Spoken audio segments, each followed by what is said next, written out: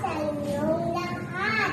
Ako po si Maria Daquita Nabantag, 4 taong gulang, nakatira sa barangay 649 Baseco, Manila.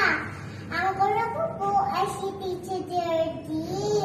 Ang tula ko po ay pinabagata, sulog, baw, tila humito ang pag-ikot ng mundo. Walang klase, walang trabaho, kalaw, siya ay lumitado. Sa bahay lahat ang maatao. Pero, paano na ako? Isang bata, gustong matuto.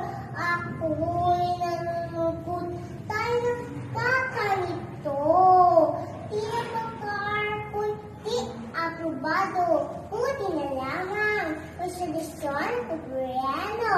Pagkaaral sa wakas ay di maihinto. Kahit sa panahon ng pandemyak nito, karapatan ko'y natatayos ng gusto. Tumayra